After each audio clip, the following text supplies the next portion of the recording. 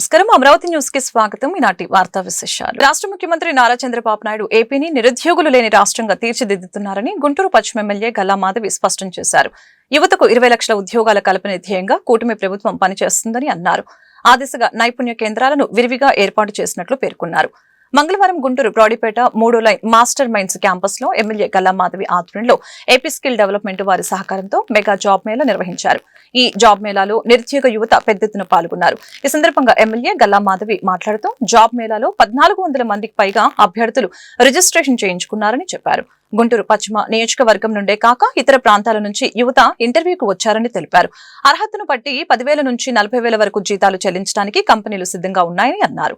అయితే అభ్యర్థులు కూడా జీతం కంటే వర్క్ ఎక్స్పీరియన్స్ పై దృష్టి సారించాలని అన్నారు. అలాగనే వేతనాల విషయంలో కంపెనీలు కూడా క్లారిటీ ఇస్తాయని పేర్కొన్నారు. ఈ కార్యక్రమంలో master minds CEO Mattupalli Mohan, skill development అధికారి సంజయ్, దుర్గాబాయి తదితరులు పాల్గొన్నారు. కోవెలమూడి రవీంద్ర గారి ఆధ్వర్యంలో ఈ మెగా జాబ్ మేళాని గుంటూరు పశ్చిమ నియోజకవర్గంలో మనకి మోహన్ కృష్ణ గారి సహకారంతో వారి క్యాంపస్ వారి వెన్యూగా ఇవ్వడం వల్ల ఇక్కడ చాలా చక్కగా ఈ యొక్క మెగా జాబ్ మేళాని ఏర్పాటు చేసుకోవడం జరిగింది. దాదాపుగా ఇప్పటికే ఒక 1400 పైగా అందరూ కూడా పార్టిసిపెంట్స్ వచ్చున్నారు. వాళ్ళు రిజిస్ట్రేషన్స్ చేసుకొని ఉన్నారు. అన్ఎంప్లాయిడ్ యూత్ అందరూ కూడా ఈ యొక్క అవకాశాన్ని చాలా చక్కగా వినియోగించుకున్నారు. ఇంకా కూడా రిజిస్ట్రేషన్స్ అనేవి జరుగుతూ ఉన్నాయి. మనకి ఎంట్రన్స్ దగ్గర ఏర్పాటు చేశారు. అయితే గుంటూరు పశ్చిమ నియోజకవర్గం అదేవిధంగా దాని చుట్టుపక్కల ప్రాంతాల అన్నిటి నుంచి కూడా ఈరోజు అన్ఎంప్లాయిడ్ యూత్ అందరూ కూడా ఇక్కడ రావడం జరిగింది. మరి ది మినిమం శాలరీ 10,000 నుంచి 40,000 వరకు కూడా ఈరోజు అందించే కంపెనీలందరూ కూడా ఈరోజు ఇక్కడ హాజరై ఉన్నారు. వాళ్ళందరూ కూడా వీళ్ళకి ఉద్యోగాలు ఇవ్వడానికి రెడీగా ఉన్నారు.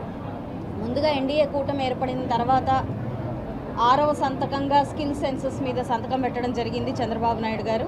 దాని ముఖ్య ఉద్దేశం రానున్న ఈ 5 సంవత్సరాల్లో 20 లక్షల జాబ్స్ని అందించాలి. అన్ఎంప్లాయిడ్ రహిత స్టేట్గా మన ఆంధ్ర రాష్ట్రాన్ని చేసుకోవాలి. ఎక్కడా కూడా నిరుద్యోగి ఉండకూడదు. అయితే ఒక ఉద్యోగిలా లేదంటే ఒక ఎంటర్ప్రెన్యూర్ లాగా మారాలి. పూర్ టు రిచ్గా మన ఈ స్టేట్ డెవలప్ అవ్వాలి అనే ఒక కృత నిశ్చయంతో 6వ సంతకం దాని మీద పెట్టి దాని మీదే కసరత్తు చేస్తూ ఉన్నారు. దాంట్లో భాగంగానే ఈ యొక్క స్కిల్ డెవలప్మెంట్ కార్పొరేషన్ వారి ఆధ్వర్యంలో ఈ జాబ్ మేళాను ఏర్పాటు చేయడం, అదేవిధంగా ఈరోజు ఎంపిక కాని యువత ఎవరైనా ఉన్నారా, వాళ్ళు ఏదైనా స్కిల్లో లోపించి ఉన్నారా, దాని మీద కూడా దృష్టి పెట్టి రికార్డ్ చేసుకొని కంపల్సరీగా రానున్న రోజుల్లో వాళ్ళకి స్కిల్ని అందించే ప్రయత్నం కూడా చేస్తున్నాం. ఇప్పటికే పశ్చిమ నియోజకవర్గంలో 4 స్కిల్ సెంటర్స్ని మనము ఈ డిస్ట్రిక్ట్ వైజ్గా ఏర్పాటు చేసుకొని వాళ్ళకి కావాల్సిన స్కిల్ మీద కూడా దృష్టి పెట్టి దానికి సంబంధిత నిపుణులతో వాళ్ళకి ఈ స్కిల్ని అందించే ప్రయత్నం కూడా చేస్తూ ఉన్నాము. ఏదేమైనప్పటికీ రాష్ట్ర వ్యాప్తంగా కూడా ఎక్కడ నిరుద్యోగ యువత ఉండకూడదు. యువత సైడ్ ట్రాక్ పట్టి ఇటు గంజాయికి లేదంటే మాదక ద్రవ్యాలకి బలైపోకూడదు. వారు చక్కగా ఉన్నత శిఖరాలకి ఎదగాలి అన్నదే ఏకైక లక్ష్యంతో కూటమి ప్రభుత్వం పనిచేస్తుంది. సో ఈరోజు విచ్చేసిన కంపెనీలకి అదేవిధంగా ఈ యువత అందరికీ కూడా ప్రత్యేకమైన కృతజ్ఞతలు. ఇది ఆర్గనైజ్ చేసిన సంజయ్ గారికి, స్కిల్ డెవలప్మెంట్ కార్పొరేషన్ వారికి పూర్తిగా మా యొక్క కృతజ్ఞతలు చెప్తూ ఉన్నాము. అదేవిధంగా కంప్లీట్ స్టాఫ్ ఆఫ్ మనకి మాస్టర్ మైండ్స్ వారికి కూడా ప్రత్యేకమైన కృతజ్ఞతలు. మాకు ఈ అవకాశం ఇచ్చి ఇక్కడ ఏర్పాటు చేసుకునే ఒక సదవకాశం ఇచ్చినందుకు కూడా వారి స్టాఫ్ అందరికి కూడా చాలా థ్యాంక్స్ అండి. సో విచ్చేసిన ప్రతి ఒక్కళ్ళకి యువత అందరికీ ఆల్ ది బెస్ట్ చెప్తూ మంచి ఉద్యోగాలతో. మేడం గారు చెప్పారు, చాలా బాగా మాట్లాడారు. ఇంకో ముఖ్య అతిథి మన మేయర్ గారు నాన్నగారు ఇంకా రాలేదు, వస్తున్నారు. సో ఇలాంటి ఒక మంచి కార్యక్రమాన్ని చేస్తున్నందుకు స్కిల్ డెవలప్మెంట్ కార్పొరేషన్ టీంకి, అలానే వీళ్ళకి దశా దిశ చెప్పినటువంటి మేడం గారికి కానీ, గల్లా మాధవ్ గారికి కానీ, మేయర్ గారికి కానీ కృతజ్ఞతలు. 2 పాయింట్లు చెప్తాను. ఒకటి, మన చంద్రబాబు నాయుడు గారు ముఖ్యమంత్రి గారు దేశాన్ని ప్రేమించాలి, లేదా దేశానికి భారం కాకుండా ఉండాలి, లేదా దేశ సేవ చేయాలి అంటే మన యుద్ధంలోనే పాల్గొనక్కర్లా, సైనికులై ఉండక్కర్లా, ఇంటికి భారంగా లేకుండా ఉన్న ప్రతి ఒక్కరు కూడా దేశ సేవ చేసినట్టు, ప్రతి ఒక్కరు కూడా దేశ సేవ చేసినట్టు. సో అలాంటి ఒక మంచి ఉద్దేశంతో ఈ యొక్క స్కిల్ డెవలప్మెంట్ కార్పొరేషన్ వాళ్ళు స్కిల్స్ నేర్పించి జాబ్స్ కూడా ఇప్పిస్తున్నారు.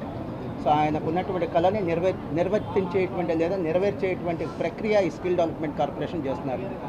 అండ్ లోకేష్ గారిని కలిసినప్పుడు మేము చాలా క్యాషువల్గా మాట అన్నాం, సార్ 20 లక్షల మందికి ఉద్యోగాలు ఇస్తారని మేనిఫెస్టోలో పెట్టారు కదా, దానికోసమైనా అంటే 20 కాదు, 20 అనేది అఫీషియల్, 20 దాటి మనం ఇవ్వాలి, మనం ఎంతో బాకీ ఉన్నాం, ఎక్కువ మంది యూత్ మనకు ఓట్లేసి గెలిపించారు అన్నారు.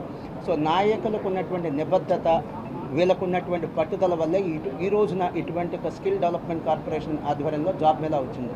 మేడం చెప్తారనుకోదా, చాలా మంచి పాయింట్ చెప్పారు. జీతాల కోసం వెయిట్ చేయకుండా మీకు అందుబాటులో ఉన్న ఉద్యోగం జాయిన్ అవ్వండి, స్కిల్ పెంచుకోండి, వర్క్ నేర్చుకోండి. నిజమైన ఆస్తి ఏంటంటే వర్క్ నేర్చుకోవటం, వర్క్ మ్యాన్షిప్. ఆస్తి ఏంటంటే స్కిల్. ఆ తర్వాత జాయిన్ అయిన కంపెనీలో ఒక 1 month ముందు చెప్పి, మరి వాళ్ళు కూడా వేరే వాళ్ళని తెచ్చుకోవాలి కదా, చెప్పి ఆ తర్వాత బెటర్ జాబ్ కోసం వెళ్ళిపోండి. అంతేగాని ఖాళీగా కూర్చోవద్దు. అతి విలువైన సమయం ఏంటంటే టైం. అతి విలువైన ఆస్తి ఏంటంటే టైంని వేస్ట్ చేసుకోవద్దు. బెస్ట్ ఎప్పటికీ దొరకదు. ఉన్న దాంట్లో బెటర్ ఆపర్చునిటీ ఏంటో చూసుకొని జాయిన్ అయ్యి 1 month నోటీస్ పీరియడ్ ఇచ్చి మంచి జాబ్ రాగానే వెళ్ళిపోయింది. క్వార్జ్ అక్రమ త్రవ్వకాలు రవాణా కేసులో శ్రీ పొట్టి శ్రీరాములు నెల్లూరు జిల్లాకు చెందిన వైసీపీ నేత మాజీ మంత్రి అనిల్ కుమార్ యాదవ్ చుట్టూ ఉచ్చు బిగుస్తోంది.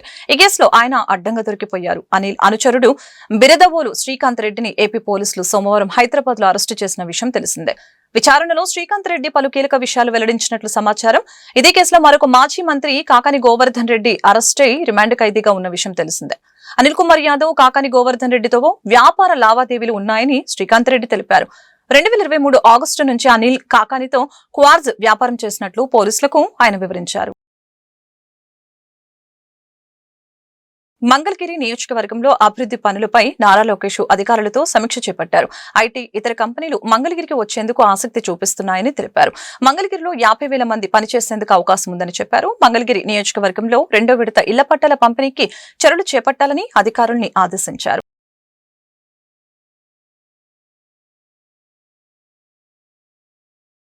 తోటాపురి మామిడి రైతులకు ఉపశమనం కలిగించే విధంగా కేంద్ర ప్రభుత్వం నిర్ణయం తీసుకుందని కేంద్ర మంత్రి పెమ్మసాని చంద్రశేఖర్ తెలిపారు.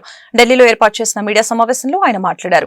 తోటాపురి మామిడి ధర పడిపోవడంతో సీఎం చంద్రబాబు చొరవ తీసుకుని కిలోకి ₹4 అదనంగా ఇచ్చే విధంగా 260 కోట్లు కేటాయించి రైతులకు న్యాయం చేశారు.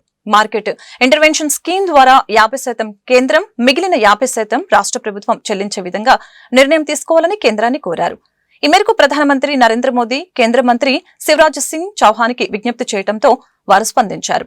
దీంతో మార్కెట్ ఇంటర్వెన్షనల్ స్కీమ్ తో తోతాపురి మామిడికి కూడా వర్తించే విధంగా నిబంధనలు సడలించారు. ఈ స్కీమ్ ద్వారా 130 కోట్లు కేంద్రం మంజూరుకి మంగళవారం ఉత్తర్వులు జారీ చేసింది. భవిష్యత్తులో తోతాపురి మామిడి ధర పడిపోయినప్పుడు మార్కెట్ ఇంటర్వెన్షనల్ స్కీమ్ ద్వారా రైతులను ఆదుకునేందుకు అవకాశం ఉంటుందని తెలిపారు. CM, deputy CM Pawan Kalyan, AP వ్యవసాయ శాఖ మంత్రి అచ్చెన్నాయుడు, కేంద్ర మంత్రి రామ్మోహన్ నాయుడు కేంద్ర ప్రభుత్వం నిర్ణయం తీసుకునే విధంగా కృషి చేశారు అని పెమ్మసాని తెలిపారు. 23/2025 శ్రీ నారా చంద్రబాబు నాయుడు గారు తోతాపురి మామిడికి సంబంధించి మార్కెట్ ప్రైజెస్ బాగా పతనం అవ్వడంతో రైతులకి ₹4 పర్ కిలోకి ఎక్స్ట్రా ఇచ్చే విధంగా 260 కోట్ల రూపాయలు రాష్ట్రం నుంచి ఎప్పుడూ లేని విధంగా సపోర్ట్ తీసుకొని రైతులందరికీ న్యాయం చేశారు. అయితే సెంట్రల్ గవర్నమెంట్లో మార్కెట్ మినిమం సపోర్ట్ ప్రైజ్ అనేది ఒక scheme, second important scheme market intervention scheme అనేది ఒకటి ఉంది. మార్కెట్ ఇంటర్వెన్షన్ స్కీమ్లో 50% సెంట్రల్ గవర్నమెంట్ పే చేస్తుంది, 50% స్టేట్ గవర్నమెంట్ పే చేయాలి. ఫస్ట్ టైము ఈ స్కీమ్ని తోతాపురి మ్యాంగోస్ కూడా ఇంప్లిమెంట్ చేసే విధంగా తీసుకొని వచ్చి 260 కోట్ల రూపాయల్లో 130 కోట్ల రూపాయలు కేంద్రం భరించే విధంగా ఈరోజు ఆర్డర్ రిలీజ్ చేయించుకోగలిగాం. నరేంద్ర మోదీ గారు, ఆనరబుల్ ప్రైమ్ మినిస్టర్, అదేవిధంగా శివరాజ్ సింగ్ చౌహాన్ గారు చేయటం వల్ల ఈరోజు జరిగింది.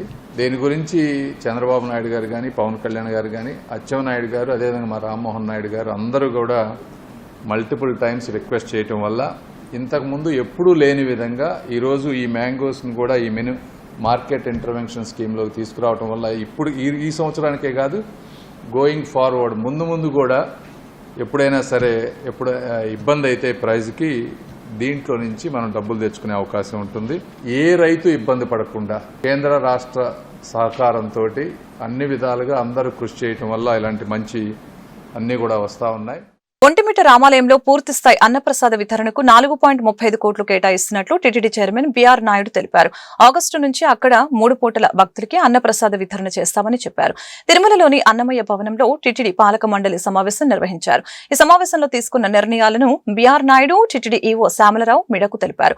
తిరుమలలో రోజురోజుకి పెరుగుతున్న భక్తుల రద్దీకి అనుగుణంగా వైకుంఠం క్యూ కాంప్లెక్స్ 3 నిర్మించేందుకు దీనిపై సాధ్యాసాధ్యాలను పరిశీలించినందుకు నిపుణుల కమిటీ వేయాలని నిర్ణయించినట్లు టీటీడీ చైర్మన్ తెలిపారు. తిరుమలలో అన్ని కార్యాలయాలు ఒకే చోట ఉండేలాగా పరిపాలన భవనం నిర్మించాలని నిర్ణయించామని చెప్పారు.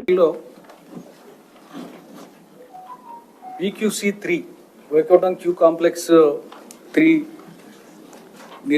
నిర్మించాల్సిన అవసరం ఉందా లేదా?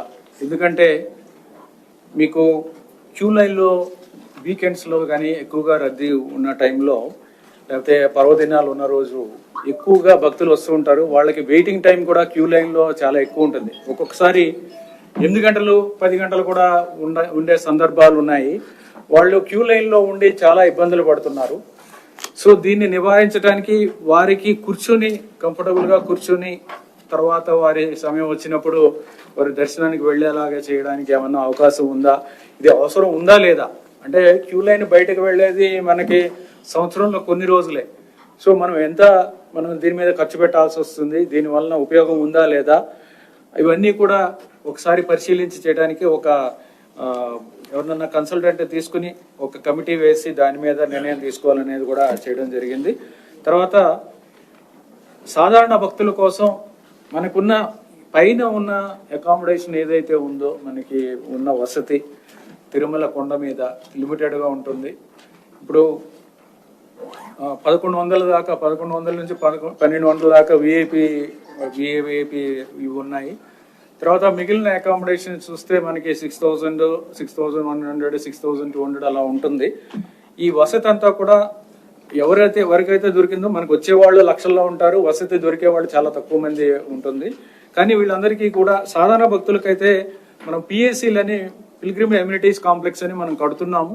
వారికి అక్కడ వెయిట్ చేయడానికి, అక్కడ వేచి ఉండి వారి టైం వచ్చినప్పుడు, స్లాట్ వచ్చినప్పుడు వెళ్ళడానికి అవకాశం ఉంది. కానీ ఇక కొంతమంది సాధారణ భక్తులు కాకుండా మనకి 300 రూపాయల టికెట్ తీసుకున్న వాళ్ళు, లేకపోతే శ్రీవాణి టికెట్ ఉన్న వాళ్ళు, వీళ్ళు కూడా కొంత సమయం వేచి ఉండాలంటే వారు ఎక్కడ ఉండాలి అనేది ఒక క్వశ్చన్ అరైజ్ అవుతుంది. వాళ్ళందరికీ కూడా ఎటువంటి వసతి కూడా పైన లేదు, వెయిట్ చేయడానికి కూడా, కూర్చోడానికి కంఫర్టబుల్గా కూర్చోడానికి కూడా పైన లేదనే ఉద్దేశంతో చాలా డిమాండ్ ఉంది. చాలా మంది అడుగుతున్నారు. దీని మీద పరిశీలించాలి, దీన్ని అధ్యయనం చేయాలి. ఏ విధంగా కన్స్ట్రక్ట్ చేయాల్సి వస్తుంది, ఏ విధంగా వాళ్ళకి ఛార్జ్ చేయాలా వద్దా, ఛార్జ్ చేస్తే ఎంత ఛార్జ్ చేయాలి, ఎంతసేపు ఇవ్వాల్సి వస్తుంది, ఎవరికి ఇవ్వాల్సి వస్తుంది, ఇవన్నీ కూడా చర్చించడానికి, అధ్యయనం చేయడానికి ఇది ఒక కన్సల్టెంట్ కూడా ఎంగేజ్ చేయడానికి ఒక నిర్ణయం తీసుకోవడం జరిగింది. అలాగే అలిపిరి శ్రీవారి మెట్టు నడక మార్గాల్లో చాలా మంది వేల కొద్ది భక్తులు నడిచి వస్తూ ఉంటారు. వారికి కూడా మెరుగైన సౌకర్యాలు కల్పించాల్సిన అవసరం ఉంది. పెడన మున్సిపాలిటీలో డ్రైన్ల నిర్మాణానికి 2 కోట్లు, ఎస్సీ కాలనీలో కమ్యూనిటీ హాల్ పెండింగ్ పనుల పూర్తికి 25 లక్షలు విడుదల చేస్తామని మంత్రి నారాయణ తెలిపారు. పెడనలో సుపరిపాలన తొలి అడుగు కార్యక్రమంలో భాగంగా జిల్లా అధ్యక్షులు కొనకల నారాయణ, ఎమ్మెల్యే కాగిత కృష్ణప్రసాద్ కలిసి ఇంటింటికి వెళ్లిన మంత్రి నారాయణ ప్రభుత్వ పథకాలను వివరించారు. ఏడాది ప్రభుత్వ పాలనపై ప్రజలంతా సంతోషంగా ఉన్నారని తెలిపారు. గత ప్రభుత్వం ఆర్థిక వ్యవస్థను చిన్నాభిన్నం చేసిందని, ఆర్థిక క్రమశిక్షణ లేకుండా 10 లక్షల కోట్ల అప్పులు చేసి వెళ్లిపోయిందని విమర్శించారు. సీఎం చంద్రబాబుకి ఉన్న అనుభవంతో రాష్ట్రాన్ని గాడులు పెడుతున్నారని, ఇచ్చిన హామీలన్నీ ఒక్కొక్కటిగా నెరవేరుస్తున్నామని అన్నారు. ఆగస్టు 15 నుంచి మహిళలకి ఉచిత బస్సు సౌకర్యం కల్పిస్తున్నామని వెల్లడించారు. తల్లికి వందనం పథకం కింద 10,000 కోట్లు ఖర్చు పెట్టామని చెప్పారు. కేంద్రం పీఎం కిసాన్ నిధులు విడుదల చేసే రోజే అన్నదాత సుఖీభవ నిధులు రైతుల ఖాతాల్లో జమ చేస్తామని పేర్కొన్నారు. రాష్ట్రంలో ప్రతి ఇంటికి సురక్షిత త్రాగునీరు అందించేలాగా ముందుకు వెళ్తున్నామని వెల్లడించారు. ఎమ్మెల్యే గారు కూడా చెప్తున్నాను, ఒక 2 crores మీకు రేపే రిలీజ్ అయ్యేట్టుగా శాంక్షన్ చేస్తాను. ఆ 2 crores వీలైనంత డ్రైన్స్ టేకప్ చేయండి. ఉన్న డబ్బులతో సద్వినియోగం చేయాలనే ఉద్దేశంతో రాబోయే 2 సంవత్సరాల్లో డ్రైన్స్ పూర్తి చేయాలి, డ్రింకింగ్ వాటర్ పూర్తి చేయాలి, లైట్లు, రోడ్లు అని. అందువల్ల నేను ఈ 2 కోట్లు మీకు రేపే రిలీజ్ చేస్తాను. మీరు ఇమీడియట్ టెండర్ పిలుచుకొని ఆ డ్రైన్స్ చేసుకోవాల్సిందిగా చేస్తున్నాను. ఎస్సీ కాలనీలో కమ్యూనిటీ హాల్ యాక్చువల్గా 5 అన్నారు, దానికి ఒక 20 lakhs దానికి కూడా ఎస్సీ ఫండ్ ఇస్తాను. సో మీకు ఆ 2 కోట్ల 20 లక్షలు రేపే రిలీజ్ చేస్తాను తెలియజేస్తూ నాకు ఈ అవకాశం ఇచ్చిన అందరికీ ప్రత్యేకంగా ధన్యవాదాలు తెలియజేస్తాను. ఎన్ని ఆర్థిక ఇబ్బందులు ఉన్నా ఇచ్చిన హామీలన్నీ నెరవేరుస్తున్నామని, అర్హులైన ప్రతి ఒక్కరికి పింఛన్లు మంజూరు చేస్తామని మంత్రి గొట్టిపాటి రవికుమార్ స్పష్టం చేశారు. బాపట్ల జిల్లా అద్దంకి మండలం వెంపరాలలో రోడ్డు నిర్మాణ పనులకి మంత్రి శంకుస్థాపన చేశారు. ఎస్సీ కాలనీలో ఇంటింటికి కుళాయి పనుల్ని స్థానిక మహిళలతో కలిసి ప్రారంభించారు. ఆ తర్వాత సుపరిపాలనలో తొలి అడుగు కార్యక్రమంలో గొట్టిపాటి పాల్గొన్నారు. ప్రభుత్వ పథకాలు సరిగ్గా అందుతున్నాయో లేదోనని ఆరా తీశారు. అనంతరం గ్రామ సభలో పాల్గొని ప్రజల నుంచి అర్జీలు స్వీకరించి పరిష్కరిస్తామని హామీ ఇచ్చారు.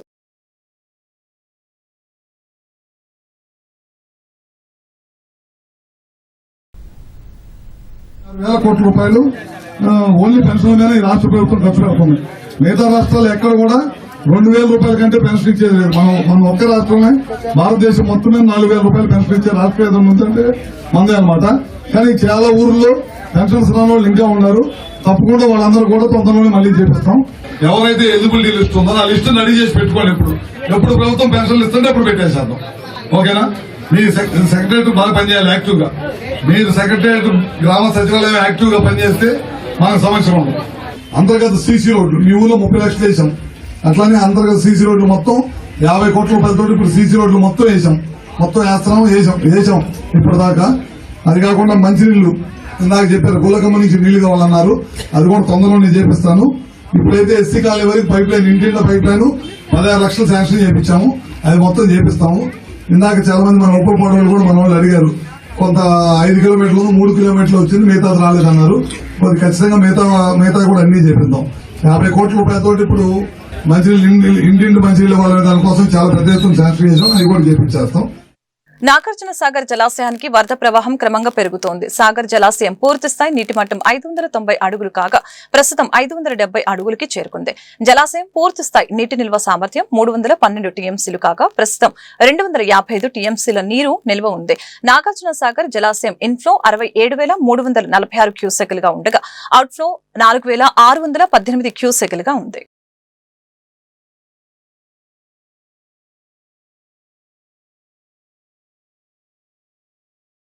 గుంటూరు నగర కమిషనర్ పులి శ్రీనివాస్ ఆదేశాల మేరకు నగరంలోని ప్రతి ఒక్క వీధి వ్యాపారి లైసెన్స్ తీసుకోవాలని town vendors committee president Sattenapalli Narasimharao కోరారు.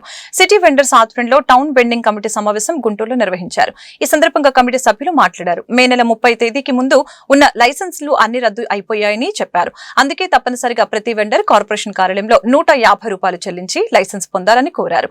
నగరంలో సుమారు 40,000 మంది వీధి వ్యాపారులు ఉండగా కేవలం 3,000 మంది మాత్రమే లైసెన్సులు కలిగి ఉన్నారని ఈ సందర్భంగా తెలియజేశారు.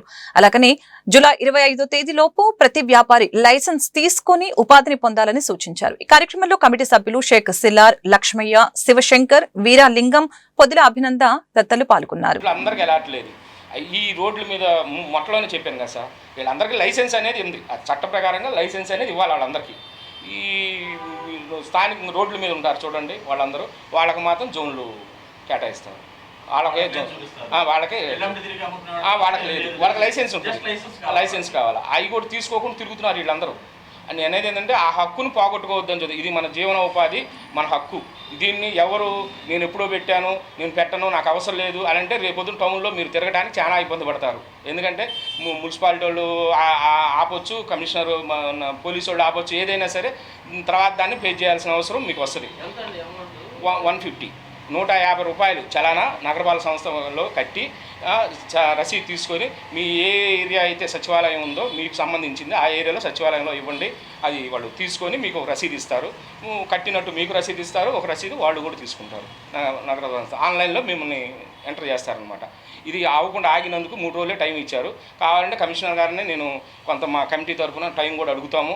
మళ్ళీ ఇంకొక 1వ తారీఖు దాకా ఇవ్వను. మీరు ఎవరన్నా త్వరపడి ముందు ఏంటంటే ఇది లైసెన్స్ మీరు ఉండాలి, టౌన్లో వ్యాపారం చేయాలి, మనం ఇక్కడే జీవనాధారం, మనం ఉండేది ఇక్కడే అనేది మీలో ఉంటే ముందు ఇది లైసెన్స్ అనేది పెట్టుకోండి, కల్పించుకోవాలి, మన హక్కు అది.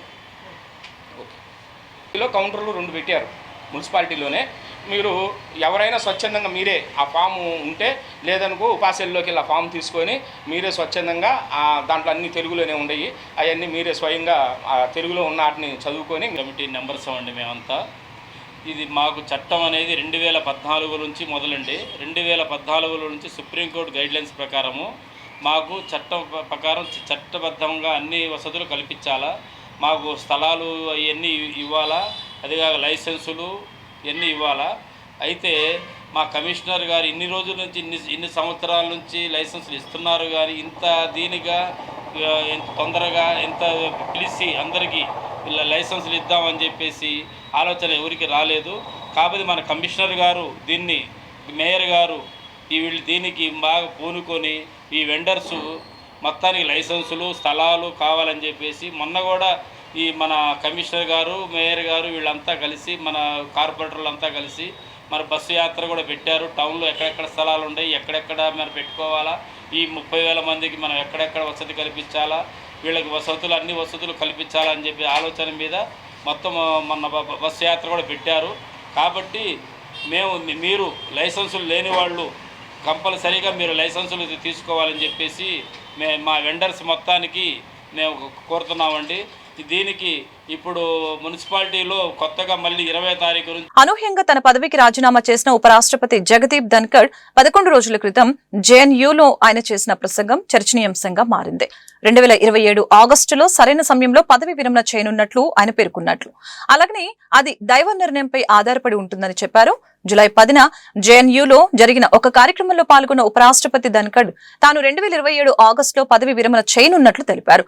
అయితే దైవ నిర్ణయానికి లోపడి పదవి విరమణ చేస్తానని అన్నారు. ఆ మాటలు అన్న 11 రోజులకే అనారోగ్య కారణాలతో ఉపరాష్ట్రపతి పదవి నుంచి వైదొలుగుతున్నట్లు రాష్ట్రపతి ద్రౌపది ముర్ముకి రాజీనామా లేఖ పంపారు. వైద్యుల సూచనల మేరకు ఆరోగ్యానికి ప్రాధాన్యమిస్తూ రాజ్యాంగంలోని ఆర్టికల్ 67A అనుగుణంగా ఉపరాష్ట్రపతి పదవికి రాజీనామా చేస్తున్నట్లు ఈ సందర్భంగా పేర్కొన్నారు. ఎవరు ఊహించిన విధంగా ఆయన రాజీనామా చేయడం రాజకీయ వర్గాల్లో తీవ్ర చర్చనీయాంశంగా మారింది. I will retire at the right time. August 2027, subject to divine intervention. Tirumala Annamayya భవనంలో నిర్వహించిన టీటీడీ ధర్మకర్తల మండలి సమావేశంలో 58 అజెండా అంశాలపై చర్చించి తీర్మానాలు చేశారు. 3వ క్యూ కాంప్లెక్స్ నిర్మాణ సాధ్యాసాధ్యాలపై అధ్యయనం కమిటీ కోసం ఏర్పాటు చేయనున్నట్లు ఈవో శ్యామలరావు తెలియజేశారు. శ్యామలరావు మాట్లాడుతూ శిలాతోరణం చక్రతీర్థం అభివృద్ధికి నిర్ణయం తీసుకున్నట్లు తెలిపారు. టీటీడీ ఆలయాల నిర్మాణాలపై విధి విధానాలపై అధ్యయనానికి సబ్ కమిటీ ఏర్పాటు చేయనున్నట్లు వెల్లడించారు. సైబర్ నేరాల నియంత్రణకు సైబర్ క్రైమ్ ల్యాబ్ ఏర్పాటు చేయనున్నట్లు ఈవో ప్రకటించారు. పారిశుద్ధ్యం నిర్వహణ మరింత మెరుగుపరిచేందుకు చర్యలు తీసుకోనున్నట్లు తెలిపారు. వాళ్ళు క్యూ లైన్ లో ఉండి చాలా ఇబ్బందులు పడుతున్నారు. సో దీన్ని నివారించడానికి వారికి కూర్చొని కంఫర్టబుల్ గా కూర్చొని తర్వాత వారి సమయం వచ్చినప్పుడు వారి దర్శనానికి వెళ్ళేలాగా చేయడానికి ఏమన్నా అవకాశం ఉందా ఒకసారి పరిశీలించి చేయడానికి ఒక కన్సల్టెంట్ తీసుకుని ఒక కమిటీ వేసి దాని మీద నిర్ణయం తీసుకోవాలనేది కూడా చేయడం జరిగింది. వచ్చేవాళ్ళు లక్షల్లో ఉంటారు, వసతి దొరికేవాళ్ళు చాలా తక్కువ మంది ఉంటుంది. 300 రూపాయల టికెట్ తీసుకున్న వాళ్ళు లేకపోతే శ్రీవాణి టికెట్ ఉన్న వాళ్ళు వీళ్ళు కూడా కొంత సమయం వేసి ఉండాలంటే వారు ఎక్కడ ఉండాలి అనేది ఒక క్వశ్చన్ అడ్రస్ అవుతుంది. ఎవరికి ఇవ్వాల్సి వస్తుంది ఇవన్నీ కూడా చర్చించడానికి అధ్యయనం చేయడానికి ఇది ఒక కన్సల్టెంట్ కూడా ఎంగేజ్ చేయడానికి ఒక నిర్ణయం తీసుకోవడం జరిగింది. అలాగే అలిపిరి శ్రీవారి మెట్ల నడక మార్గాల్లో చాలా మంది వేల కొద్ది భక్తులు నడిచి వస్తూ ఉంటారు. వారికి కూడా మెరుగైన సౌకర్యాలు కల్పించాల్సిన అవసరం ఉంది. శిలాతోరణం చక్రతీర్థం అనేది చాలా ముఖ్యమైన ప్రాంతాలు మనకి తిరుమల. శిలాతోరణం అనేది జియోలాజికల్ సర్వే ఆఫ్ ఇండియా ప్రకారం అది ఒక హెరిటేజ్ సైట్. అది చక్రతీర్థం కూడా చాలా ముఖ్యమైనది. భక్తులకి అక్కడ సరైన సౌకర్యాలు లేదు. అవన్నీ కూడా ఎంతో ఆహ్లాదకరమైన వాతావరణం ఉంటుంది. కానీ అక్కడ మనము టీటీడీ తరపు నుంచి అభివృద్ధి చేయాల్సిన అవసరం చాలా ఉంది.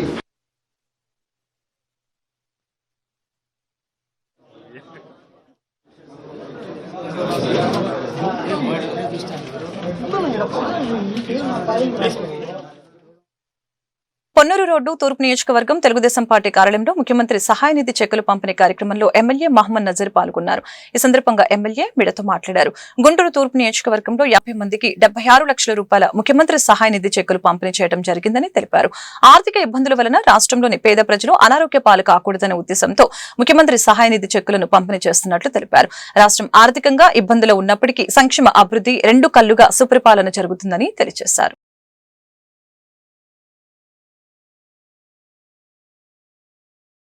ప్రజల ఆరోగ్యానికి పెద్దపీట వేస్తూ ఆర్థిక అవస్థలతో ఎవరు కూడా వైద్యం అందక ఇబ్బంది పడకూడదనేటువంటి ఆలోచనతో కూటమి ప్రభుత్వం ఏర్పడినటువంటి 1 సంవత్సర కాలంలో గుంటూరు తూర్పు నియోజకవర్గంలో దాదాపు 4,40,00,000 రూపాయలు ముఖ్యమంత్రి గారి సహాయ నిధి ద్వారా ఈ ప్రాంతంలో ఉన్నటువంటి పేదలకు మధ్యతరగతి ప్రజలకు అందుబాటులో ఉంటూ కార్పొరేట్ వైద్యాన్ని అందించేటువంటి పరిస్థితులు ఈరోజు చూస్తూ ఉన్నాం. గత ప్రభుత్వంలో ఆరోగ్యానికి ఎక్కడా కూడా అవకాశం లేకుండా వైద్య సదుపాయాలన్నీ కూడా కుంగదీసినటువంటి పరిస్థితులు ఉంటే ఈరోజు ఒక పక్కన ప్రభుత్వ వైద్యశాలను మరింత పటిష్టపరచడమే కాకుండా ఎక్కడైనా వైద్యం అందక కార్పొరేట్ హాస్పిటల్కి వెళ్తే వారు ఆర్థికంగా చితకలబడిపోడు అనేటువంటి ఆలోచనతో ఈరోజు ముఖ్యమంత్రి గారు ఎంతో పెద్ద మనసుతో గతంలో ఎప్పుడు లేనటువంటి విధంగా దాదాపు ఒక్క నియోజకవర్గంలోనే 4 కోట్ల రూపాయల సీఎం గారి ముఖ్యమంత్రి గారి సహాయాన్ని ద్వారా పేదలను ఆదుకోవడం జరుగుతూ ఉంది. అంతేకాకుండా రాష్ట్ర వ్యాప్తంగా 400 కోట్ల రూపాయలు ఈ సంవత్సరంలో పేదవారి ఆరోగ్యం కోసం ఖర్చు పెట్టినటువంటి పరిస్థితి. ఒక పక్కన సంక్షేమంతో పాటు అభివృద్ధి కూడా ఈరోజు మేము అందరం కూడా చూస్తూ ఉన్నాం. ఈరోజు ముఖ్యంగా మన ప్రాంతంలో అమరావతి లాంటి రాజధాని సృష్టించి అనేక ఉపాధి అవకాశాలతో పాటు ఈరోజు ప్రజలందరూ కూడా ఒక మంచి పరిపాలన అందించేటువంటి దిశగా ఈరోజు ప్రభుత్వం ముందుకు సాగుతూ ఉంది.